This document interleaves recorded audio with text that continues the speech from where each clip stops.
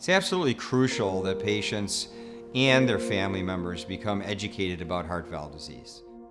Heart valve disease is a group of disorders involving the valves of the heart, and the valves are the doorways between the chambers of the heart and also between the heart and the blood vessels that then go out to the body or to the lungs. If we look at it from a percentage standpoint, by the time you're 75, there's about a 10% chance you have a significant problem with your mitral valve, and about a 4 or 5% chance that you have a significant problem with your aortic valve. With our growing older population, we see more and more of it. My name is Nicoletta Bamford, but everybody knows me by Nina. I'm 80 years old. Actually, I will be 81 in July, so just a few months from now.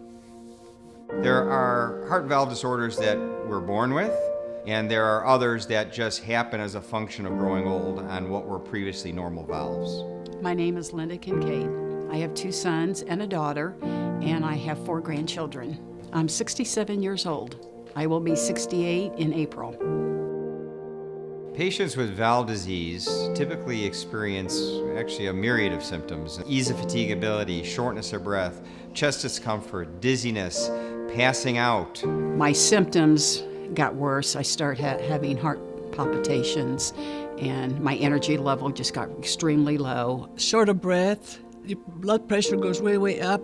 I think I knew that I had something wrong, but I didn't know exactly what it was. And I thought, well, maybe this is just part of getting older. But I knew that something was really wrong, that it wasn't just getting older. They told me I was sick. You can't go on like this, going to the emergency all the time. So I was scared. Nina Bamford had a critically stenosed or blocked aortic valve and was in advanced heart failure from it, could do very little. Also, Nina had some other issues, other health issues, that made her very high risk just to have a standard aortic valve replacement. It doesn't happen very often that someone my age having some heart surgery, because all the time in my mind, they're going to cut me open. No, I don't know if I can do that because I don't even know if I would come out alive. Nina wanted to get back to being able to take care of herself and take care of her home, and the only way that was going to happen would be to alleviate her aortic stenosis. So we performed a transcatheter aortic valve replacement for her. TAVR is really used to address patients who are very high risk for open heart surgery. When we do TAVR for an older person with really advanced disease, it takes a little while actually for it to kind of catch up with them. We have a more dramatic kind of blossoming for the patient as their cardiovascular system readapts and accommodates the new valve, and then they feel really well, and that's what's happened with Mrs. Bamford. I tried to keep a positive attitude, but deep down inside, I was extremely worried because you never know what the outcome's going to be.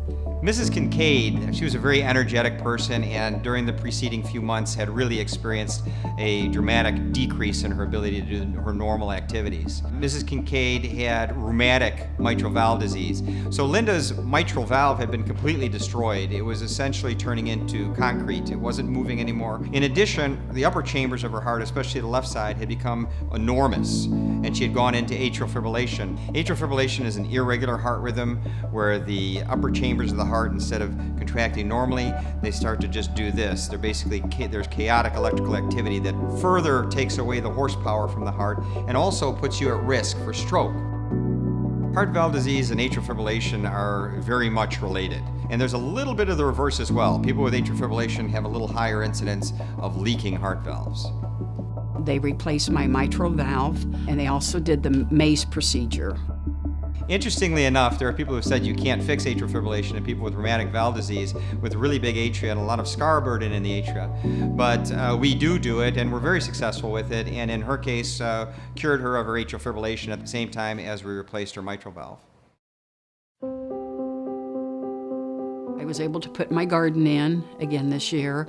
I was able to get back out and cut my grass and plant flowers. So yeah, I'm pretty much 100% and doing all the things that I've enjoyed doing before. It's just wonderful. Before, I couldn't even walk. because I was so sick all the time. It really amazed me that something like that could make you feel so much better. So that old valve must have been really something. It was a bad valve. We like to think that we always look at patients as we would our own mother or father and make those decisions that way. And we like to think that we have looked at every aspect of their disease spectrum and the specific disorder. So my advice is really that they find people they're comfortable with, that they're with a heart team dedicated to managing valve disease in general, and that they have the skill set and the expertise to do TAVR.